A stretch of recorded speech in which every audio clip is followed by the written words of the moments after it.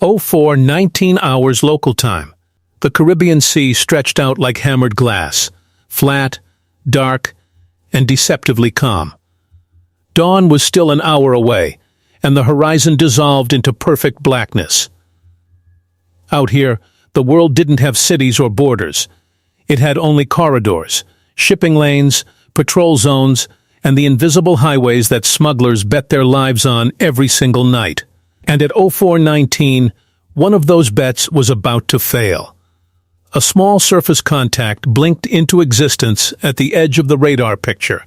Low profile, no eyes transponder, no identification, no flag. Just a thin return moving faster than it should. The watch officer leaned forward, range updated with every sweep. The contact was running north-northwest, speed climbing past 20 knots. In this corridor, legitimate traffic doesn't sprint. It transits. This vessel was running. Inside the Combat Information Center of a U.S. Navy destroyer, the radar technician's voice cut through the electronics. Single surface contact. Small displacement.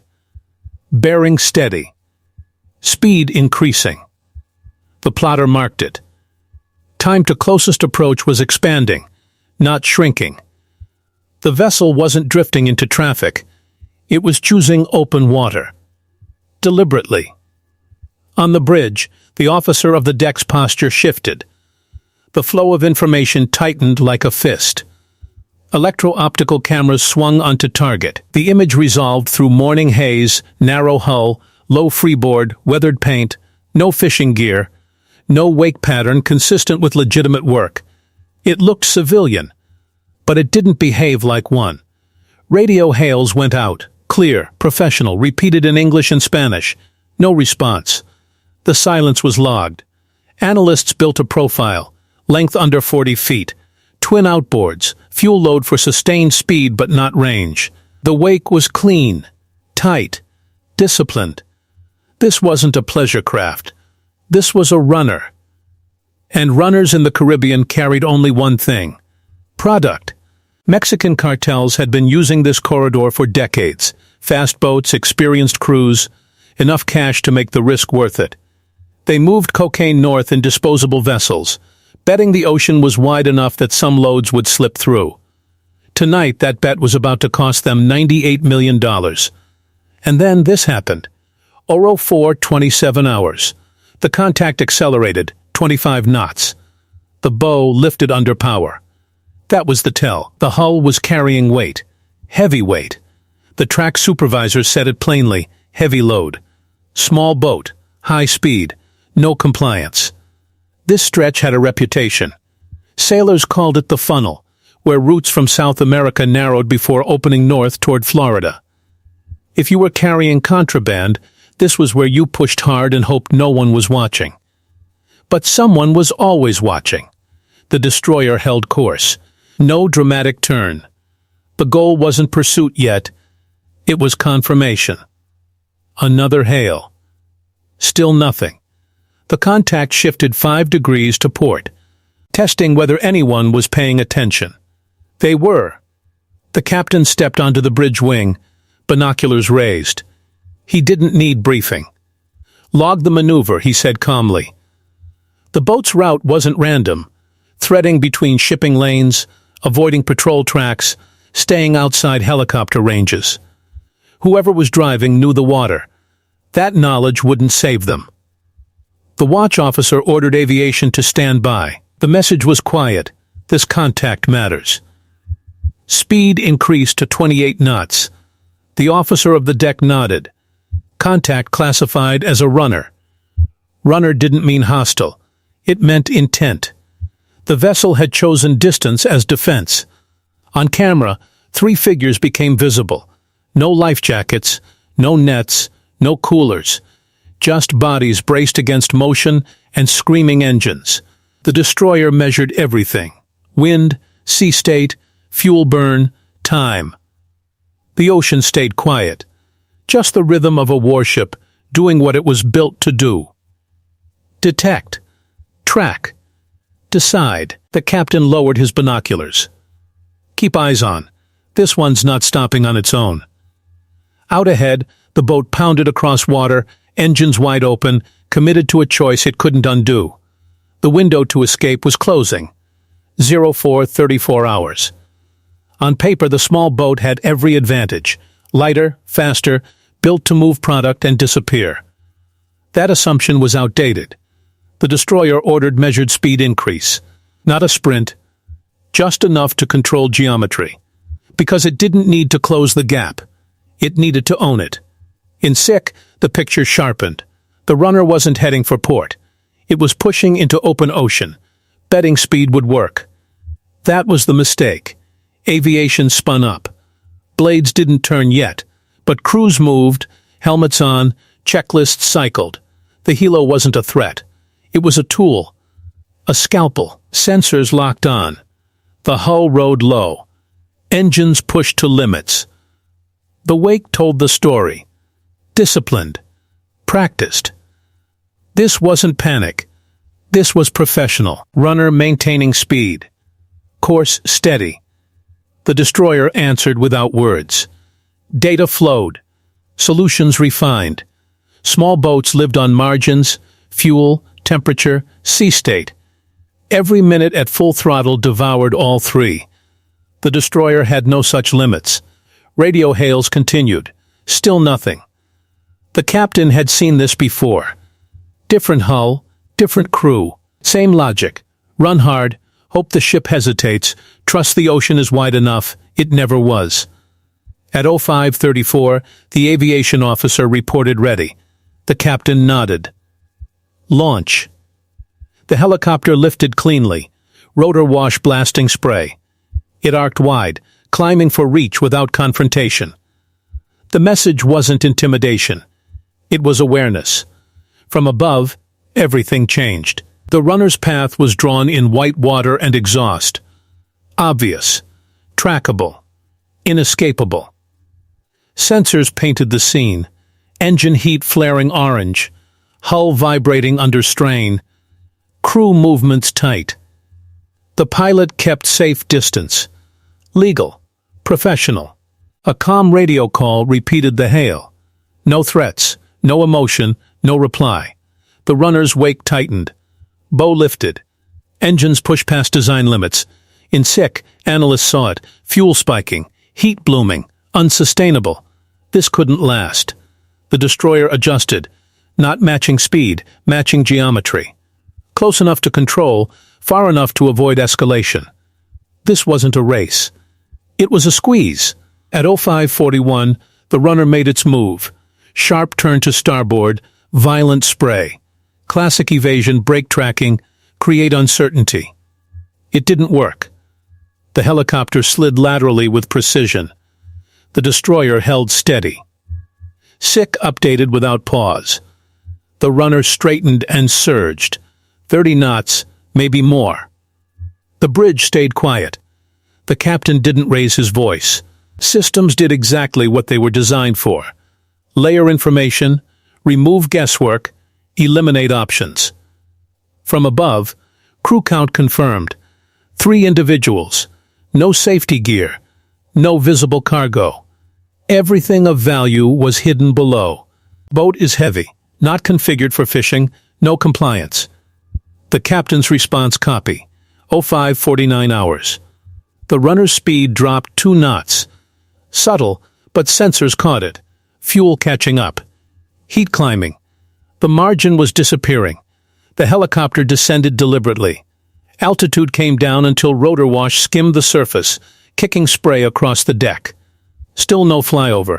Just presence. The pilot kept nose offset from the bow, close enough to be impossible to ignore, far enough to stay within procedure. Final warning, unidentified vessel. Reduce speed immediately and prepare to be boarded. The words had been spoken thousands of times. No response. The runner surged once more. Engines flared. Black exhaust poured. The boat bucked violently. In sick, the update was cold. Maneuvering wasn't clean anymore. Each turn cost energy. The captain watched the feed. He didn't look impressed. He looked patient. Proceed with visual warning. The helicopter slid forward. The crew chief armed the laser designator. Non-lethal, visual, impossible to ignore. A sharp green point appeared on the deck, traced across the bow, settled on the cabin. This was the moment smugglers understood. They were seen. Precisely. Still, the runner didn't stop. Another attempted break. Another desperate push. The wake fanned wide as the hull fought physics. Below deck on the destroyer, no one rushed. Just quiet. Professional procedure. On the foredeck, the 5-inch gun rotated a few degrees. Not to aim, just to be visible, a message without words. The helicopter held position. Laser stayed locked. Radio repeated, English, then Spanish. Silence. At 0557, speed dipped again. This time it didn't return. 23 knots. Then 21. Then 19. The engines were losing. From above, one man looked back. Not at the destroyer, at the helicopter. A glance lasting 1 second too long. That glance was logged. The runner cut power, then surged, hoping to disrupt timing. The move was sloppy, cost more speed than it gained. The destroyer closed slightly, not threatening, removing doubt. Runner decelerating, no effective maneuvering. The captain nodded. This is it. The helicopter dropped lower, positioned ahead of the bow. Rotor wash hammered water. Spray kicked violently. The laser traced one final time. The message was complete. The runner's engines pulled back. Bow settled. Wake shortened. Not surrender. Exhaustion. At 0601, the boat dropped below 15 knots. Then 12. Then 8. No cheers. No celebration. Just confirmation. The runner drifted into uneven line, no longer escaping, no longer pretending. Prepare the boarding team. The last exit was gone. The chase ended not with collision or shots, but with physics, pressure, and a decision made too late. 0608 hours. The sea was calm again. The runner sat low, engines idling unevenly, pointed nowhere. From distance, almost harmless. Up close, a different story. The rigid hull inflatable lowered with precision. The boarding team moved as one, helmets, gloves, radios, sidearms present, but not theatrical. This wasn't force. It was control. The rib accelerated cleanly. The helicopter stayed overhead, cameras rolling. Every second time-stamped. Nothing informal. As the rib closed, the three men became still, hands visible, movements slow. Not defiance. Inevitability. Lines passed. A hand grabbed rail. The first sailor stepped aboard. U.S. Coast Guard, United States Navy. Remain where you are, steady, neutral, unemotional. The men complied. Separated, positioned for observation. Eyes tracked sailors, then dropped. They knew this routine. That told its story. The boarding officer swept methodically forward, then aft. Didn't rush. Didn't guess. The deck was bare. No gear, no coolers, minimal items. Cargo hatches sealed with fresh hardware, edges taped tight. Another tell. The officer tapped the hatch. Solid. Dense. Heavy. He nodded to another sailor. The hatch opened. The smell came first, plastic, tape, stale air trapped too long. Inside, packages stacked with precision, square bundles, uniform size wrapped in layers. Triple sealed, waterproofed. Built to survive days at sea, no doubt now. One bundle lifted, heavier than it looked. Dense, professional. The wrapping cut just enough to confirm. Off-white bricks. Pressed tight, stamped with cartel markings. Cocaine. The count began. 1, 2, 3, 5, 10. 19 bundles total. Packed to maximize space. No filler, no mistakes. This wasn't small time. Each bundle documented where it sat, photographed, tagged, timestamped, GPS logged. Chain of custody began here. The officer keyed his radio, calm and factual, confirmed contraband, significant quantity, cocaine, approximately 19 bundles. Copy. The estimate came together quickly. Street value, approximately $98 million. On deck, the three smugglers said nothing. Didn't argue. Didn't deny. No point. The evidence filled the hold. They were searched, secured, seated. Faces photographed. Hands documented. Everything procedural. Nothing personal. Evidence transferred one bundle at a time, rib to destroyer. No shortcuts. On the destroyer's deck, packages laid in neat rows, sunlight on plastic wrap. To untrained eyes, cargo. To the sailors, impact. Each bundle represented weeks of planning. Networks of handlers. Money promised but never paid. Routes compromised. One interdiction didn't end the drug war, but it disrupted it. The runner searched again thoroughly. Fuel compartments, hidden spaces, electronics. Nothing else significant. When complete, the final signal, mission phase complete. Suspects transferred under guard. The runner secured for towing, engines silenced, helm locked, destined for an evidence yard. The revelation. Hours later, analysts stitched together radar tracks, timelines, cartel communications. The full picture emerged. This wasn't random. It was the collapse of a coordinated smuggling run, one piece of a much larger operation moving product north for months. The Mexican cartel had bet $98 million on speed, experience, and the assumption the Caribbean was wide enough to hide. They were wrong.